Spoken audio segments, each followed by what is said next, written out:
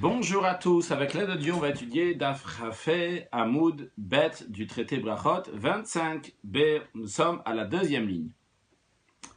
On avait appris dans la Mishnah que si quelqu'un Yarad Lidbol, il est descendu donc se tremper dans le mikvé, dans un bain rituel, et ça arrive le moment de lire le Shema, c'est juste avant le Netzachama, juste avant le lever du soleil.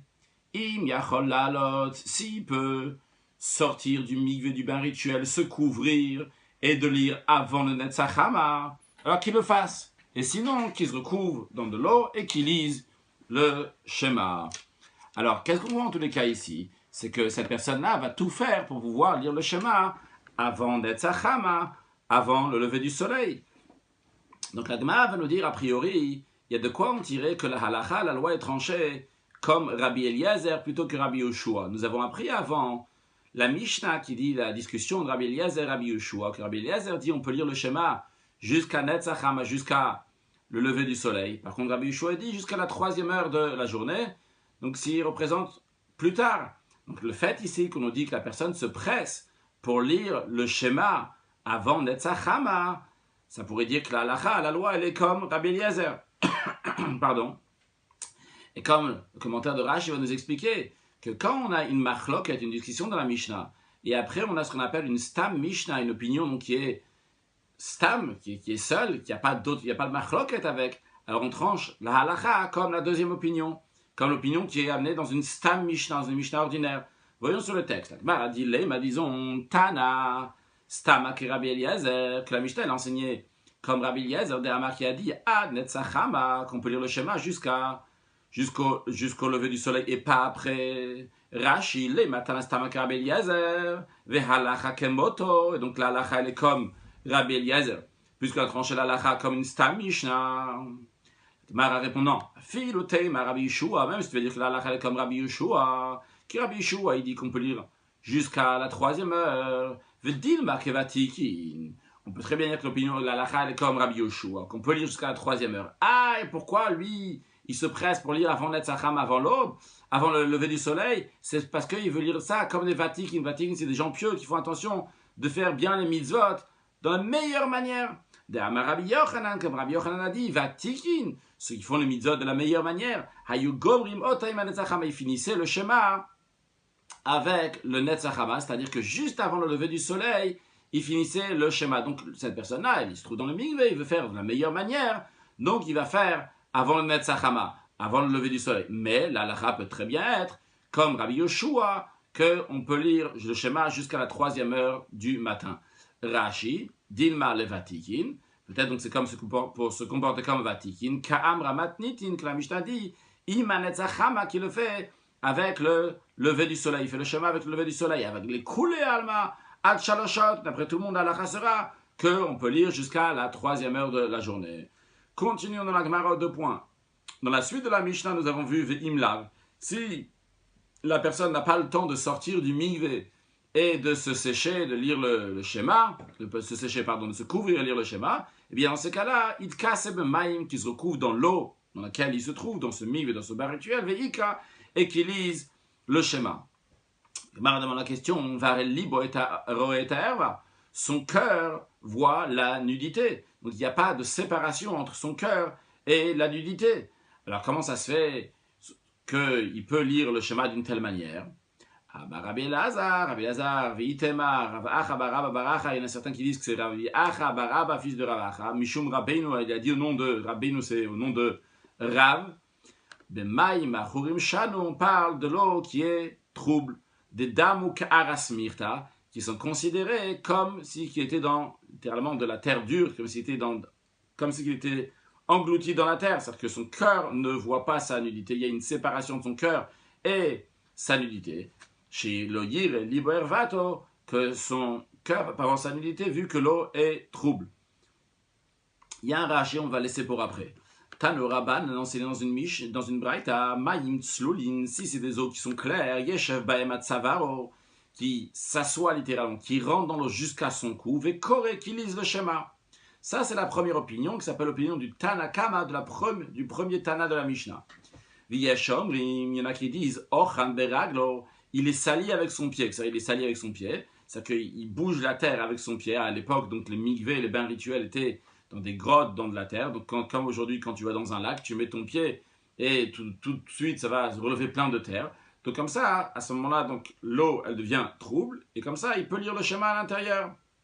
Donc on a deux opinions, qu'est-ce qu'il doit faire si l'eau, elle était claire. D'après Tanakama, il rentre jusqu'au cou. D'après le Yashomrim, une deuxième opinion, il est en trouble, comme ça, il peut lire le schéma. Alors la Gemara questionne en ce qui concerne l'opinion du premier Tana.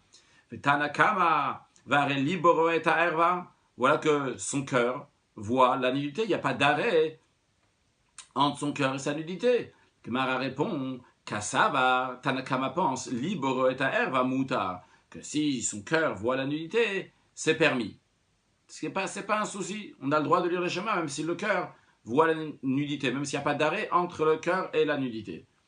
Alors la Gemara demande, Vareake voro et erva. Son talon, pourtant, voit la nudité. Voyons le commentaire de Rashi. Le commentaire de Rashi, le commentaire de Rashi, donc, qui s'arrête sur le cœur voit sa nudité. Il y a plusieurs commentaires. Qu'est-ce que ce Rashi-là veut dire? Certains veulent changer la version de dire, à la place de dire que son cœur voit la nudité, dire son talon voit la nudité. Bon, c'est pas évident de dire qu'on ne comprend pas, il faut changer, mais ici on va aller dans le sens de ce qui explique que la question, que le commentaire de Rashi sur Libo, que son cœur voit la nudité, c'est aussi, Rashi vient aussi commenter Akevoro et Erva, donc les deux en même temps.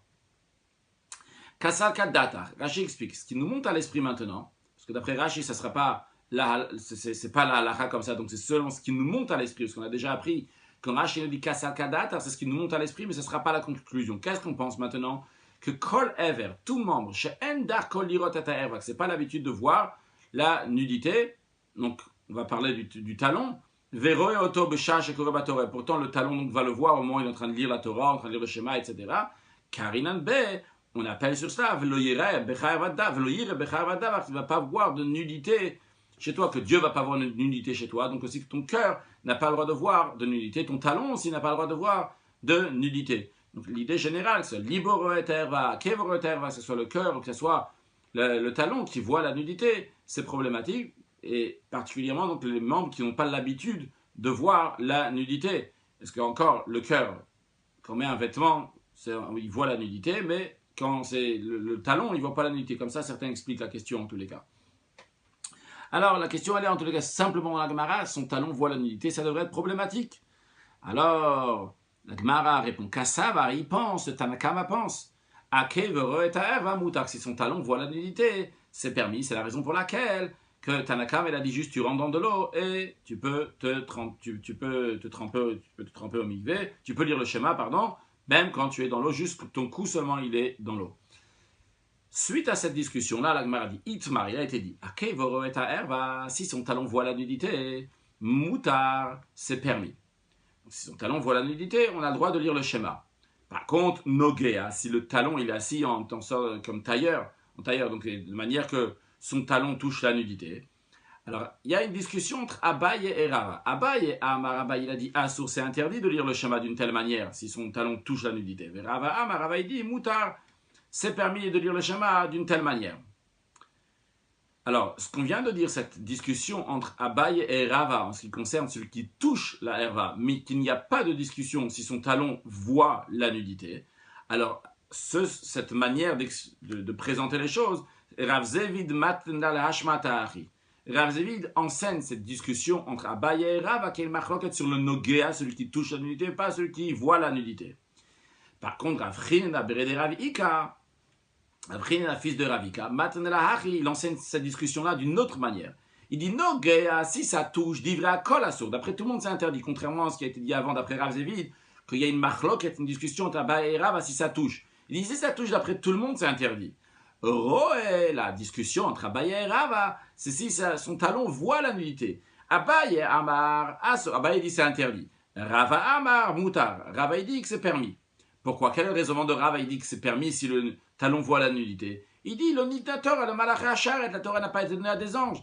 Et alors, comme le commentaire de Rashi explique, le Nintator, le Malaché Hacharet, la Torah n'a pas été donnée à des anges chez Enam Erva, qui n'ont pas de nudité. Al Kochenu Yeshlanu Erva, contre nos grés, nous avons une nudité. Nous, on ne peut pas faire attention à tout cela. Donc même le talon ne va pas voir la nudité.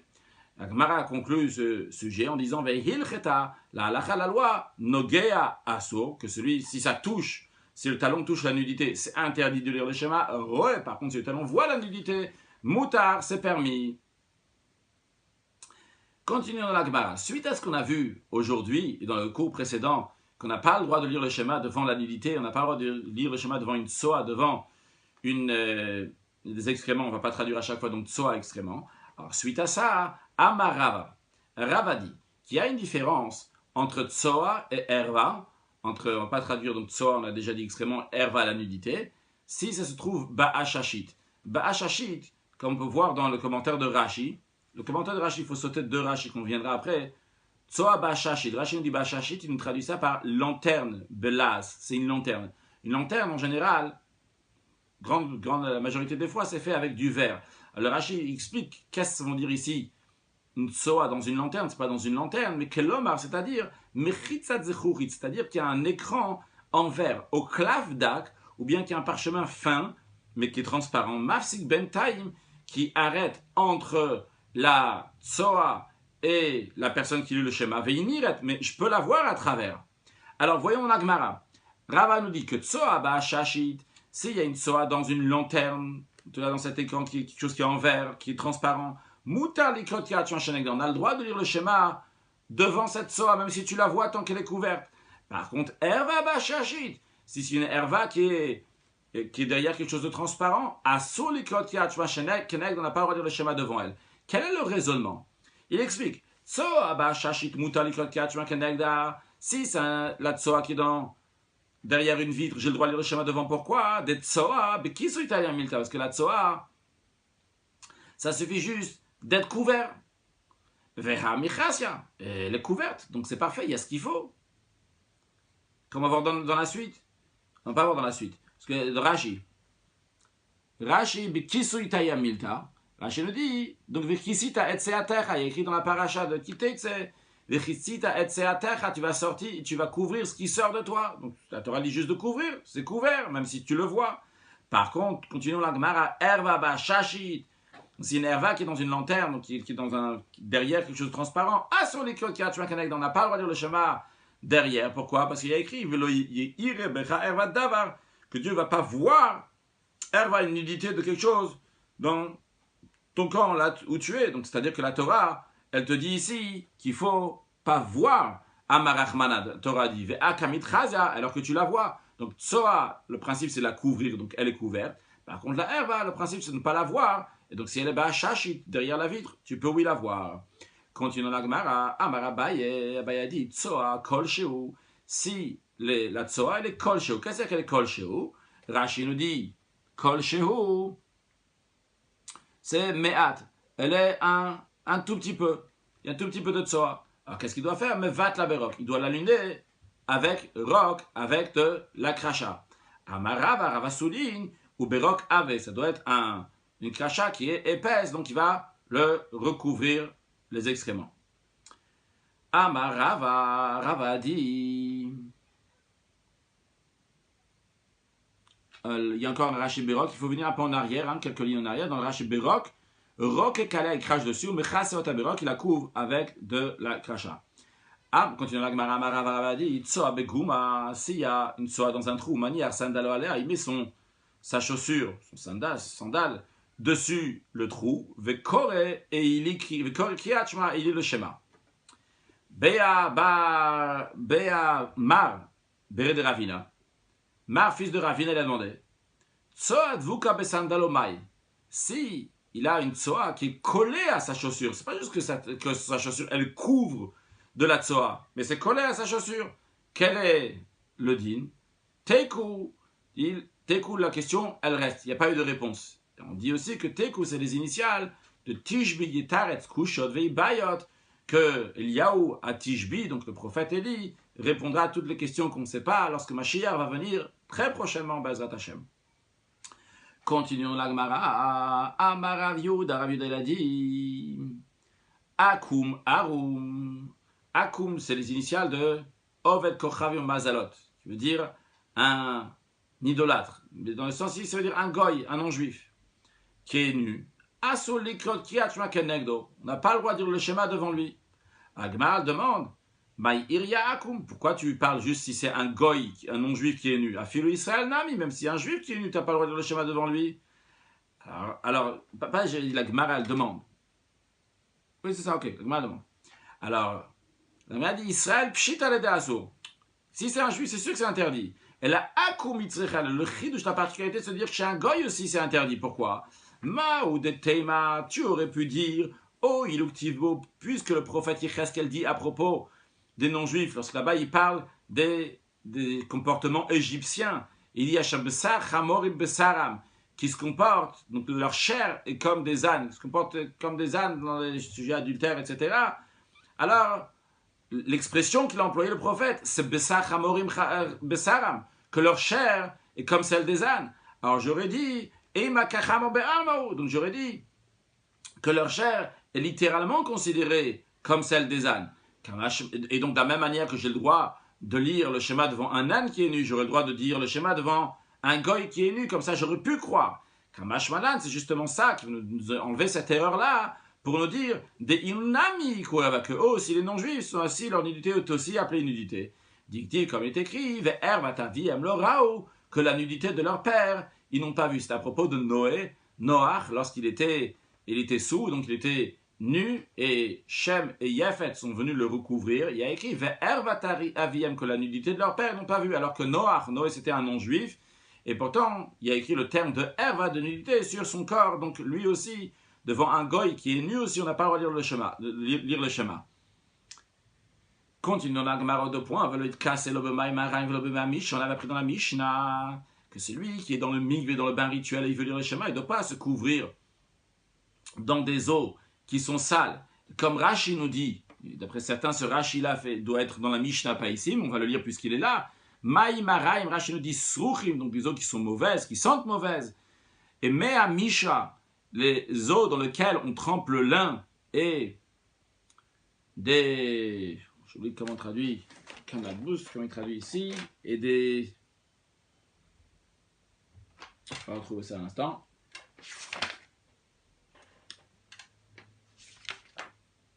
Il traduit ça ici par des toiles. Ça, c'est la traduction littérale de cannabis ou l'idée. En tous les cas, dans Mea Mishra, l'idée, c'est que ça sent mauvais lorsqu'on prend là-bas du linge. Shorim Shama Pishtan va cannabis, va Masrichim, et ils sentent mauvais. Donc, dans ces eaux-là, il ne doit pas se recouvrir avec ces eaux-là pour lire le schéma. Il y a écrit dans la suite, jusqu'à qu'il va mettre de l'eau à l'intérieur de ce bain.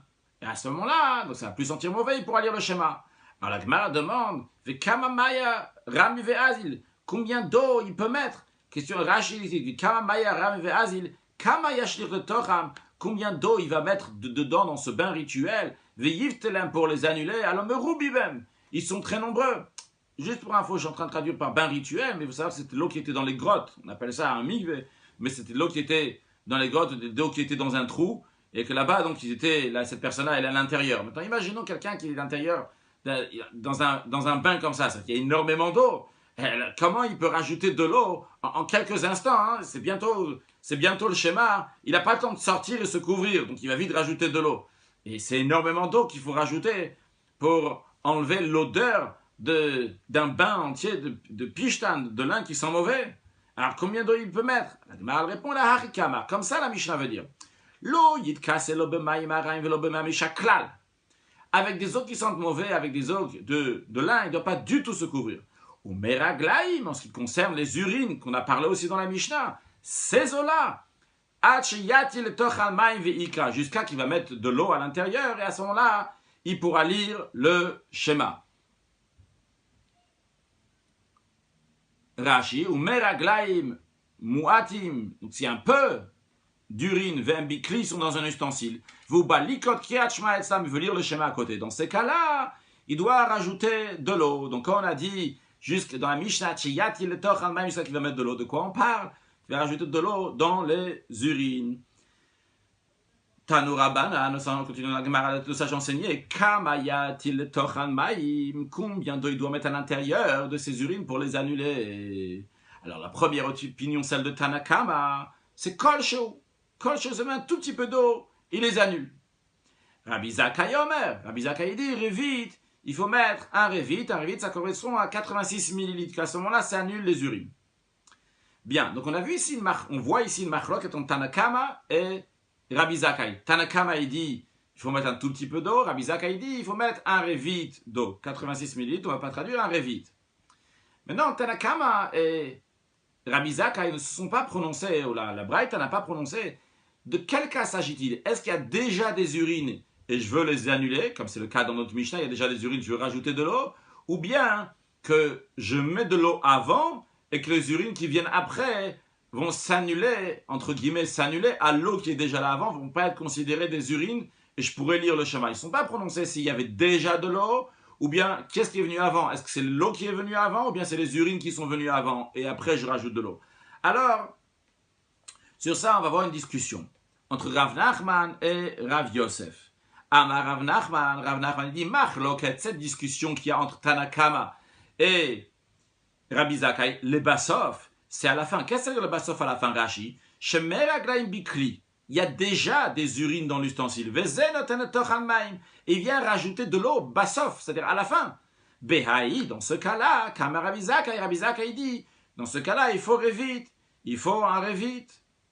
Aval, continue la Gemara, Aval Batrila. Mais si c'est au début, c'est avant qu'il y a des urines dans le pot, je viens mettre de l'eau pour pas que les urines, pour entre guillemets, contaminer cet endroit-là et je pourrais continuer à lire le schéma. Donc c'est batterie-là, je viens mettre de l'eau avant qu'il y ait des urines dans ce pot-là. Kolchen, même si c'est un tout petit peu d'eau, Rabbi Zakkai, il serait d'accord que ça suffit de mettre un tout petit peu d'eau sur ça. Mais si c'est au début de Kolchen, d'après tout le monde, c'est un tout petit peu d'eau, ça va suffire. Donc la machloket, c'est uniquement s'il y a déjà des urines, à ce moment-là, est-ce que je dois mettre un Revit ou bien je dois mettre un tout petit peu d'eau? Mais si c'est au début, Rabbi Nachman, on essaie de se rappeler de ça, on va en parler dans la fin, dans le mot de Chassidut.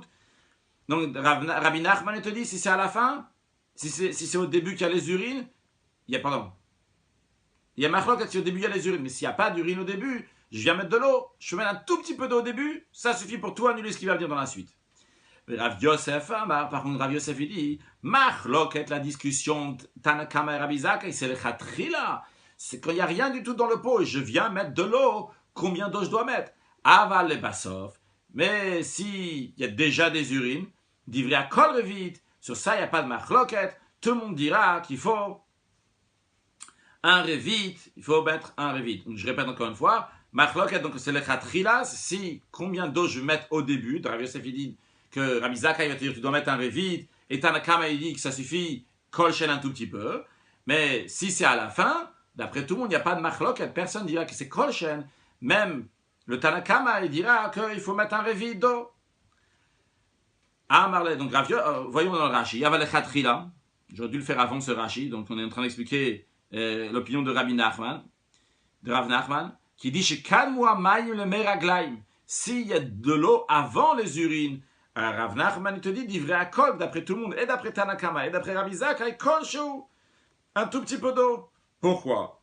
C'est que chez Matil Meraglaim bikri le Bassof, lorsqu'il y a d'abord de l'eau, et il met après les urines, alors même s'il y a un tout petit peu d'eau qu'il y a au début, mais Rishon, Shenof, au fur et à mesure que les urines tombent dans l'eau, il s'annule avec de l'eau qui était entre guillemets pure. C'est pas pure l'expression, mais c'est pour l'idée, avec de l'eau qui était pas urine. Bien qu'ils se rajoutent au fur et à mesure. Kvar Batlo, ils ont déjà été annulés par la première goutte qui était là au début. La Gemara a conclu cette affaire entre Rav Nachman et Rav Yosef. Amar al Rav Yosef li Shame.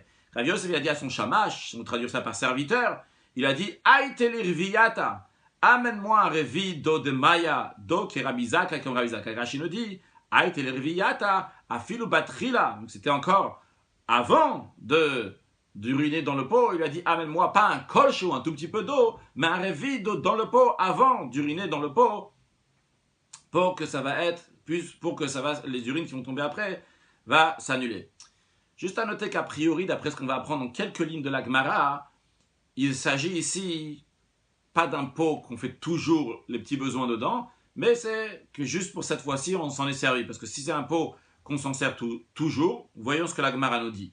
Tanura banan. Nos sages enseignent dans une braïta, grave shel rei, un pot de shampoing défecté pour faire les gros besoins, en VA, vichelmeraglaim, et un pot pour uriner, asolikrot kachmakeneg, on n'a pas le droit de lire le schéma devant. Rashi va nous dire que l'expression de graphe et de avid, que les deux ça veut dire un pot. En effet, les deux c'est un pot, juste que le graphe c'est pour les gros besoins et le avid c'est pour les petits besoins. Rashi, shnem kli cheresem, les deux sont des ustensiles en argile. Hachel rei karoi graphe, seulement que celui qui est des gros besoins s'appelle un graphe. Veshamer raglaim, celui des urines, karoi avid, il est appelé avid. Donc, continuons dans Rashi. Asur likot kiach makenegda. Donc, on n'a pas le droit de lire le schéma devant ces pots-là. Pourquoi? Oil ou miuchadim lekar. Puisque ces pots-là sont faits pour cela. Afal pichel betoch anklum. Bien qu'à l'intérieur, il n'y a rien du tout, quand même, c'est interdit. Continuons la Gemara. Ou meiraglaim atzvam. Les urines eux-mêmes. Rashi ou meraglaim atzvan bikli she'einu miyuchad lahem. Donc les urines, si c'est dans un ustensile qui n'est pas apte, qui n'est pas fait pour les urines, comme on vient de le dire avant de commencer ces lignes-là. Achiyat le tochan maim, jusqu'à qu'on va mettre de l'eau à l'intérieur. Et comme on vient de voir il y a quelques instants, la machloket entre Tanakama et Rabbi Zakkai, combien il faut mettre. Et comme la Gemara le rappelle tout de suite, sur une autre forme, puisqu'on est dans une autre baïta, les kama yati le tochan maim, combien d'eau il va mettre. Première opinion, celle de Tanakama, c'est Kol Sheu. Et donc même un tout petit peu d'eau, comme on l'a vu avant. Et Rabbi Zakkai Omer, Revit. Rabbi Zakkai dit, c'est un Revit. D'eau, donc 86 ml, comme on a déjà vu avant. Mais là, on rajoute encore Ben Lifne Amita, Ben Leachar Amita. Que le pot soit devant le lit, que soit derrière le lit. Qu'est-ce que ça change si c'est devant le lit, derrière le lit? D'ailleurs, voyons Rashi d'abord.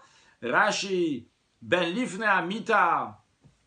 Non, il ne faut pas dire Rashi d'abord. Rashi nous explique tout simplement. Rashi nous dit Ben lifta amita she'en amita mafsaket beino lebenam.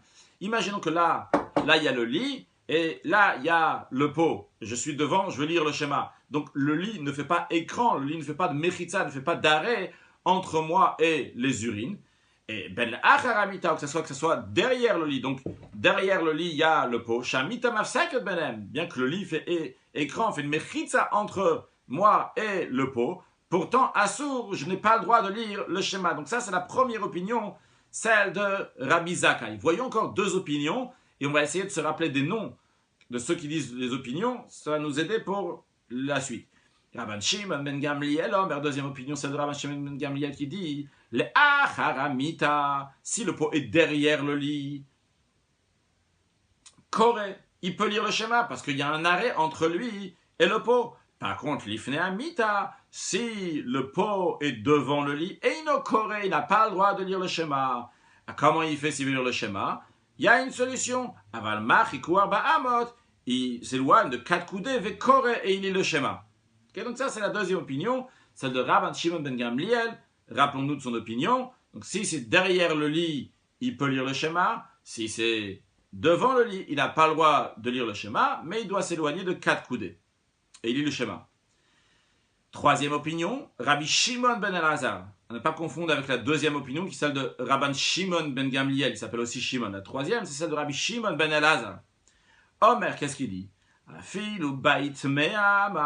Même si c'est une maison qui fait 100 coudées, une expression pour dire une grande maison, donc sous le même toit que ses urines, Loïkra, il n'a pas le droit de lire le schéma, jusqu'à qu'il va sortir les urines, Oshiyanichem tachatamita, ou bien qu'il va les mettre sous le lit. Rashi, Oshiyanichem tachatamita garsinan. Rashi nous confirme que la version de la Gemara, c'est qu'il va les mettre sous le lit. Velo garsinan, on ne fait pas la version kli betor kli. On ne dit pas qu'il doit les mettre un keli, un réceptacle dans un autre réceptacle. Imaginons qu'il met le pot dans une caisse et il met encore une caisse. Et la caisse, il la met encore dans une autre caisse. Ça serait appelé un kli betor kli, un réceptacle dans un réceptacle. Il n'a pas besoin, c'est pas ça la version. Mais la version est comme on vient de dire dans notre Gemara, qui le met sous le lit. À quoi ça sert tachatamita dans le Rashi d'après? Tachatamita, qui ilu ayutzmunim ba'aretz, comme si ils étaient cachés dans la terre. Alors, la Gemara, donc on a eu trois opinions. Bien. Ibayaleo. La Gemara demande, on aimerait comprendre, approfondir. Heichi Kamar Rabban Shimon ben Gamliel. Rabban Shimon ben Gamliel, qu'est-ce qu'il veut dire exactement? Alors, je rappelle ce qu'il a dit Rabban Shimon ben Gamliel, ce qu'on a vu il y a quelques lignes, qu'il a dit que si je me trouve si le pot il est derrière le lit et moi je suis devant le lit, je peux lire le schéma. Si c'est devant le lit, je n'ai pas le droit de lire le schéma, mais il faut s'éloigner de 4 coudées. Alors, qu'est-ce qu'il veut dire? Est-ce qu'il veut dire que Acharamita Koremiyad, si c'est derrière le lit, et moi je suis devant le lit, je peux lire tout de suite ici, sans m'éloigner 4 coudées. Et Lifne Amita Machikarba Amot, et si c'est devant le lit, donc je dois m'éloigner de 4 coudées Vekore et lire. Odilma, ou bien ce qu'il voulait dire, Harikama, il veut dire comme ça, Acharamita, si c'est derrière le lit, Machik Dalet Amot Vekore, je m'éloigne de 4 coudées, je lis. L'ifna amita, si c'est devant le lit, et ne ne doit pas lire du tout. C'est-à-dire, pour mieux comprendre la question que la Gemara demande, on va repartir ensemble quelques lignes en arrière. La ligne qui commence, le achar amita. Le troisième mot de la ligne, c'est Rabban Shimon ben Gamliel Omer.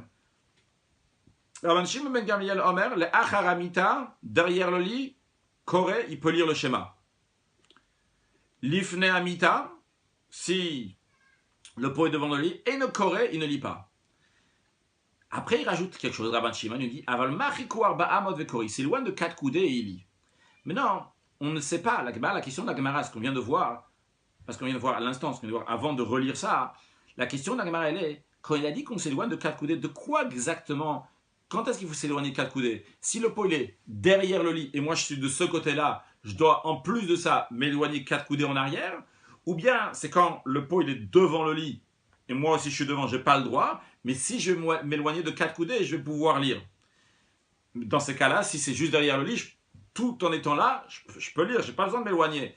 L'éloignement, il est uniquement si le pot il est devant le lit. Donc Rabban Shimon ben Gamliel n'a pas expliqué quand est-ce qu'il faut s'éloigner de 4 coudées. Et ça, c'est la question de la Gemara, qu'on essaie de comprendre les paroles de Rabban Shimon ben Gamliel. Est-ce qu'on doit s'éloigner lorsque c'est derrière le lit, ou est-ce qu'on doit s'éloigner lorsque c'est devant le lit?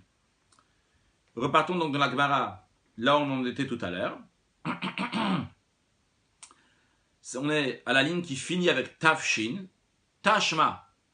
Alors, Tashma, viens écoute. Je vais te dire une braïta, et de cette braïta-là, tu vas comprendre quelle est l'opinion de celui qui fait la différence en derrière le lit ou devant le lit. Des Tanya, c'est dans une braïta. Rabban Shimon ben Elazar, il dit Acharamita Korem Miyad. Si le pot il est derrière le lit, alors juste notez que c'est Rabbi Shimon ben Elazar qui est en train de parler. Rabbi Shimon ben Elazar il dit, si c'est derrière le lit et que moi je suis là devant le lit, Koremiyad, tout de suite je peux lire le schéma. Par contre, c'est l'ifne amita, donc quand je dis tout de suite je peux lire le schéma, c'est-à-dire que je n'ai pas besoin de m'éloigner de 4 coudées. Je répète encore une fois, si le pot il est derrière le lit, Rabbi Shimon ben Elazar il te dit, tu peux lire, et toi tu es devant le lit, eh bien tu peux lire tout de suite, tu n'as pas besoin de t'éloigner de 4 coudées. Par contre, l'ifnamita, si le pot il est devant le lit, machikaba amot, il faut s'éloigner de 4 coudées pour lire. Donc on voit que celui qui différencie entre acharamita et l'ifneamita, il te dit que si c'est derrière le lit, moi je suis là, je peux lire sans m'éloigner 4 coudées. Et si le pot il est devant le lit, je dois m'éloigner de 4 coudées et lire. Donc, ce qui clarifie la question qu'on avait, quelle est l'opinion de Rabban Shimon ben Gamliel? Qu'est-ce qu'il pense en disant, derrière le lit, je peux lire, devant le lit, je ne peux pas lire, mais il s'éloigne de 4 coudées? On parle en effet, lorsque le pot il est devant le lit, qu'il doit s'éloigner de 4 coudées. Continuons la braïta. Rabban Shimon ben Gamliel Omer, Rabban Shimon ben Gamliel dit, Afilu bait me'ama, même si c'est une maison de 100 coudées, très grande maison, lo yikat shiyotziem, il ne doit pas ouvrir le schéma jusqu'à ce qu'il va sortir, ou bien qu'il va le mettre sous le lit. La Gemara, elle dit, Mamash, extraordinaire, tu as répondu à notre question qu'on avait sur Rabban Shimon ben Gamliel. Be'ayan ifshitelan. Notre question, tu as trouvé la solution. Rashi, un Rashi qu'on aurait dû faire avant, Herikama, Rabban Shimon ben Gamliel. Qu'est-ce que veut dire Rabban Shimon ben Gamliel? Comme on a expliqué, la Gemara, ce qu'on est en train de dire maintenant, toujours dans Rashi, Bayan ifshitelan. La question qu'on avait, tu nous l'as répondu. Shala teinu, nid pas shala. Notre question a été claire maintenant. La différence qu'on fait si c'est le pot il est devant le lit ou s'il est derrière le lit. Par contre, toujours dans Rashi, c'est le mot de la Gemara qu'on n'a pas encore fait, mais ils sont tout de suite dans la Gemara. Mais la Mishnah, elle est difficile. Pourquoi? La Shita, l'opinion de Rabbi Shimon ben Elazar et de Rabban Shimon ben Gamliel, elle a été échangée. Pourquoi elle a été échangée? Sûrement, vous l'avez déjà remarqué. Dans la première braïta, ce qu'on a vu, c'est que Rabban Shimon ben Gamliel, c'est lui qui différencie devant le lit et derrière le lit. Et Rabbi Shimon ben Elazar, c'est lui qui dit que c'est si même une maison de 100 coudées, il faut sortir les urines. Dans la deuxième braïta, on dit Rabbi Shimon ben Elazar est différencié en devant le lit et derrière le lit. Et Rabbi Shimon ben Gamliel dit que même une maison de 100 coudées, il faut sortir les urines. C'est contradictoire. Dans les mots de la Gemara, Matniata Kashena Adade, les braïtot sont difficiles l'une sur l'autre, sont contradictoires. Alors la Gemara elle dit Ipur Bataita. Inverse la dernière braïta. Bataita, ça veut dire la dernière. La dernière braïta inverse, c'est-à-dire l'opinion de Rabbi Shimon ben Elazar, que lui, il faisait différencier entre devant le lit et derrière le lit, à la place de dire Rabbi Shimon ben Elazar, dit Rabbi Shimon ben Gamliel. Comme ça correspond à la première braïta. Et dans la deuxième braïta, dans laquelle on disait que Rabbi Shimon ben Gamliel, c'est lui qui dit que même une maison de 100 coudées, il faut sortir les urines, à la place de dire les mots Rabbi Shimon ben Gamliel, dit Rabbi Shimon ben Elazar. La Gemara a dit pourquoi tu as décidé de changer, d'inverser la deuxième braïta? Pour Kamaïta. Peut-être changer la première braïta. Là-bas, tu changes les noms. Rabbi Shimon ben Elazar et Rabbi Shimon ben Gamliel. La Gemara a dit non. Pourquoi on change la deuxième? Parce que Man Shamatle, qui nous avait entendu ailleurs, dans une autre Mishnah au braïta, des Amar, Kulebaïl Ka'abam, qu'une maison entière c'est comme 4 coudées, Ka'abam Dam, qu'une maison entière c'est comme 4 coudées. Donc c'est l'idée qu'on voit, quand il y a des urines, même ici, il y a une maison de 100 coudées, mais c'est considéré comme si c'était tout dans mes 4 coudées. Qui est-ce qui pense comme ça? Ce principe-là, ailleurs, de manière générale, que toute même une grande maison sous le même toit, c'est considéré comme 4 coudées, c'est Rabbi Shimon ben Elazar, et c'est l'opinion de Rabbi Shimon ben Elazar. C'est pour ça qu'on change la deuxième braïta, que comme ça, si on change, ce qui va en sortir, c'est Rabbi Shimon ben Elazar qui dit que même une maison de 100 coudées, on n'a pas le droit de le schéma s'il y a des urines, parce que tout c'est considéré comme mes 4 coudées, donc juste autour de moi. Alors, où est-ce que Rabbi Shimon ben Elazar s'est exprimé d'une telle manière? Voyons le commentaire de Rashi. Man Shamatle, qui est-ce qu'on a entendu qui pense qu'une maison même de 100 coudées, c'est comme 4 coudées? C'est Rabbi Shimon ben Elazar. Rashi nous dit Lo yadati echani, je ne sais pas où est-ce qu'on trouve cette opinion de Rabbi Shimon ben Elazar, mais en tous les cas, elle existe bien.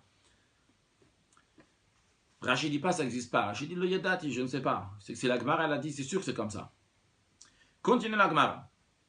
Amar Rav Yosef. Rav Yosef, il a dit Be'aimine Ravuna. J'ai demandé la question à Ravuna, la question suivante. Mita parot mishlosha. Un lit qui est plus bas que 3. C'est un lit qui est plus bas que 3, ça veut dire qu'on parle de 3 tfachim. Tef, c'est environ 8 cm. Donc un lit, que le matelas, c'est pas le matelas, mais sur le lit lui-même, il y a le matelas dessus, le lit. Et il est plus bas que 3 tfachim, donc 8, que 24 cm. Alors il dit, alors ça c'est pas encore la question, Mita parot mishlosha, si c'est un lit qui est plus bas que 3, pshita, je suis sûr de Kelavuda, mais je suis sûr que c'est considéré comme le parterre. C'est considéré comme le parterre. C'est comme si c'était par terre. Et donc, par exemple, si on met quelque chose, donc si on met les urines en dessous, eh bien, c'est dans un autre domaine. Là-bas, c'est tout à fait caché. C'est ailleurs. Donc, c'est... Par contre, si c'est shlosha, c'est 3 tfachim, arba, 4, chamisha, 5, shisha, 6, shiva, 7, shmona, 8, tisha, ou 9, maou. Quel est le din? Est-ce que si là-bas aussi je mets quelque chose, c'est considéré comme si c'est caché? Comme par exemple dans le cas des urines qu'on est en train d'apprendre, si je les mets en dessous, est-ce que c'est considéré qu'ils ne sont pas là? Amarle, il lui a dit Lo yadana. Ravuna a répondu à Rav Yosef, je ne sais pas. Rashi, pshitali. Donc c'est Rav Yosef qui demande la question à Ravuna. Il dit je suis sûr. Si je les mets sous le lit, les pieds du lit sont courts. Que depuis le lit jusqu'au parterre, il n'y a pas 3 tfachim. Que là, vous d'amis, c'est considéré comme le parterre. Comme si les choses qui étaient là-bas étaient cachées. Par contre, ma question est, c'est 3, 4, 5, jusqu'à 9. C'est quoi la halakha? Sur ça, il lui a dit, Ravuna lui a dit, je ne sais pas. Maintenant, Asara. Et Rav Yosef dit, Asara vadai lomi baeli. Pardon, c'est comme ça ici? Oui, Asara vadai lomi baeli. Si c'est 10, c'est sûr que je n'ai pas la question. Rashi, Asara vadai, s'il y a 10, lo shalti memeno. Je ne vais pas demander à Ravuna. Non, c'est pas Rav Yosef, il n'est pas en train de parler ici à Ravuna. Rav Yosef est en train de dire, j'ai demandé à Ravuna. Donc il a dit, mais 10, Rav Yosef nous raconte, je n'ai pas demandé à Ravuna si on avait 10. Pourquoi? Denir et Keilo Natartea, c'est sûr, on voit que ce n'est pas sous le lit, mais à Kolkar, parce qu'il y a un si grand arrêt de 10 tfachim, Enzekisu, il ne s'est pas considéré pour couvrir ce qu'il y a en dessous, c'est le lit, c'est un domaine, ce qu'il y a au-dessus du lit, c'est un domaine en soi-même, ce qu'il y a en dessous, c'est un domaine en soi-même, donc le lit ne couvre pas ce qu'il y a en dessous. Alors, Amar Rava, Rava il a dit, Rava il conclut un peu ce qui a été dit, à voir qu'est-ce que Rava veut rajouter, mais il dit comme ça, Hilcheta, la loi, Parot Mishlosha Kelavuda, mais si c'est moins que 3 tfachim, c'est considéré comme la terre. Asara, si c'est 10, Reshuta Charitei, c'est un autre domaine. Donc, c'est sûr aussi que ça ne couvre pas ce qu'il y a en dessous. Mishlosha Adasara, entre 3 et 10, Aïnou de Bermine de Rav Yosef Meravuna, c'est la question que Rav Yosef a demandé à Ravuna, Velo pas Châtelet, il lui a pas répondu. Continue la Gemara Amara, Rav il a dit Allah que Rabbi Shimon ben Elazar, l'Alachal comme Rabbi Shimon ben Elazar, que s'il y a des urines, même la maison elle fait 100 coudées, il faut les sortir de la maison. Vren Amar, Bali, Amar Rav Yaakov, de Bali au nom de Rav Yaakov, Bera Debar Shmuel Bera le fils de la fille de Shmuel, il a dit Allah que Rabbi Shimon ben Elazar, que la loi comme Rabbi Shimon ben Elazar. Rava Amar, Rav a dit Allah que Rabbi Shimon ben Elazar, la halacha elle n'est pas comme Rabbi Shimon ben Elazar. Ravachai, Yasak le libré, il s'est occupé de son fils pour le marier, pour faire un shidur, Ber Rav Yitzhak bar Shmuel, dans la maison de Rav Yitzhak bar Shmuel bar Martha. Donc en autre mot, il a marié son fils avec la fille de Rav Yitzhak bar Shmuel bar Martha. Aïe le choupa. Il a amené à la choupa au dé nuptial. Velo ava mistayem milta. Mais à la suite de ça, il n'arrivait pas à avoir un rapport avec sa femme. Rashi, Aïe le choupa. Il a amené à la choupa. Velo ava mistayem milta de nisuim. Le mariage, le rapport n'arrivait pas à se passer chez Loayach Olivol. Le fils de Rav Acha, il n'arrivait pas à avoir un rapport avec sa femme. Alors, Azal Batre, le Rav Acha, il est parti derrière lui. Il est parti voir son fils dans la maison là-bas, les Yune, pour voir ce qui se passe. Chaza Sefer Torah de Mancha, il a vu un Sefer Torah, un livre de Torah, un rouleau de Torah qui était posé là-bas dans la chambre, où le Khatan et la Kala, son fils et sa bru, dormaient là-bas. Amar Lehu, il leur a dit, Iku Ashta Lo Atai, si maintenant je ne serais pas venu, ça canton libré, vous aurez mis en danger mon fils.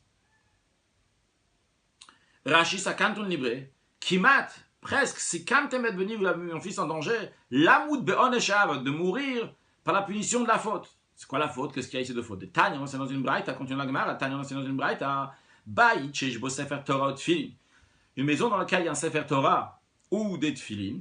Ah, sur le Shamash Botamita, on n'a pas le droit d'avoir de rapport avec sa femme.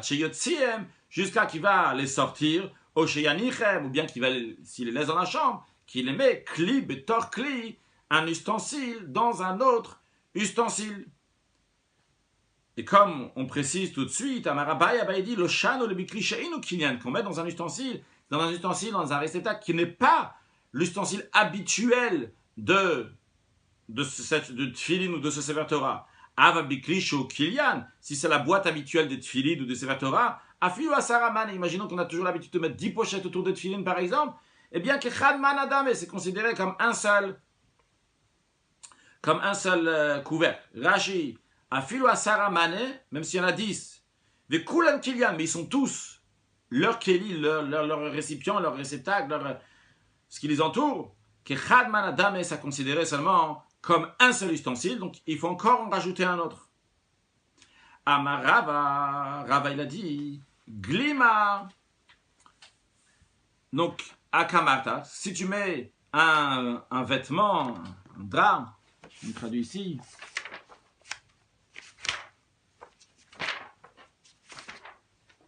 une cape, akamatra, si tu l'as sur la caisse de livres, donc la Sefer Torah, ou mezuzah, quoi que ce soit, eh bien, qui clie, betor, clie dame, c'est considéré comme un ustensile sur un ustensile. C'est-à-dire que s'il y a déjà une caisse dans laquelle il y a les tefilin, même si c'est la caisse habituelle de tefilin, sur ça tu rajoutes un vêtement, eh bien, c'est considéré cli, betor, cli. Il y a déjà un keli, le cli habituel qui sont considérés un seul keli, même s'il y en a plusieurs, on a dit c'est considéré comme un seul keli, j'en rajoute un autre maintenant en rajoutant cette glima, ce vêtement akamatra. On va conclure avec ce Rashi là akamatra. Rashi nous dit, Kamatra, c'est Argaz Shel Sfarim, donc c'est une caisse de livres. Ou Bim Gila, dans le traité Megillah, on voit cette expression là-bas, Kamatre di Sfare, des sifres, le caisse des livres. Vechen aussi, on retrouve cette expression de kamatra dans Targum Yonatan, dans Tirgem Yonatan, comme Yonatan ben Uziel, il traduit les mots dans Yecheskel, là-bas, il y a écrit Beginze Beromim. Comment il traduit Beginze Beromim, des choses qui sont cachées dans des caisses? Il dit Almin des Zehirin, des choses qui sont de grande valeur, de Martin Bekamrin, qu'on cache dans Bekamatrin dans des caisses.